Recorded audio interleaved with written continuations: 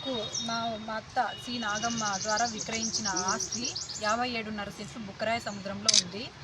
ఆ భూమికి already 1976లోనే partition registration అయిపోయింది. దానికి గాను భూమి కొలతలేసి మాకు సబ్ డివిజన్ చేయండి అని నేను స్పందన ద్వారా నేను ఎంఆర్ఓకి సర్వేలకి అర్జీ ఇచ్చుకున్నాను. దాంట్లో నాకు పోలీస్ ప్రొటెక్షన్ కావాలని మెన్షన్ చేశాను. పలుమార్లు వాళ్ళకి విన్నవించుకున్నాను. ఎందుకంటే ఇదివరకే నా భర్తని అల్యూమినియం రాడ్తో కొట్టినారు వాళ్ళు.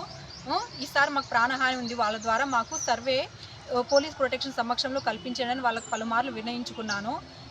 ఇప్పుడు ఫిబ్రవరి 20వ తారీఖు 2025న సర్వేకి నోటీస్ ఇచ్చారు. తీరా ఫీల్డ్ లేకపోతే అక్కడ వాళ్ళు డిస్ప్యూట్ ఉంది, మాకు ఈ డిస్ప్యూట్ లెటరు ముందు రోజే అందింది, మేము ఫీల్డ్లో చెప్పాలి కానీ అక్కడ చూసి ఎటువంటి ప్రొటెక్షన్ మాకు కల్పించలేదు. అక్కడ ఆల్రెడీ గుర్రం నాగభూషణ, గుర్రం నాగరాజు, గుర్రం నాగేంద్ర, పావురాల చంద్రశేఖరు వాళ్ళంతా అనుచరులు అందరూ అక్కడ ఆల్రెడీ గుమిగూడి ఉన్నారు. ఈ సర్వేర్ పిలిచాడు మమ్మల్ని, అక్కడ పోయాడు. సర్వేర్ చెప్తున్నాడు డిస్ప్యూట్ ఉందని చెప్తుంటే నా భర్త మాట్లాడుతుండగానే హెల్మెట్లు తీసుకొని, రాళ్ళు తీసుకొని, చెప్పులు తీసుకొని మమ్మల్ని వెంబడించి కొట్టారు. మా మామయ్యకి ముఖం అంతా ఇక్కడ పగిలింది, హెల్మెట్తో కొట్టారు. నన్ను కింద పడేశారు, నా బట్టలు చినిగిపోయాయి వెనకల నిన్న. ఆడ పబ్లిక్లో నాకు అంత అవమానం జరిగింది. నేను వీడియో తీస్తున్నానని నా మీదకి అందరూ ఎగబడ్డారు. నేను పరిగెత్తి కింద పడ్డాను. నన్ను లాగడంతో నా డ్రెస్ కూడా చినిగిపోయింది వెనకల.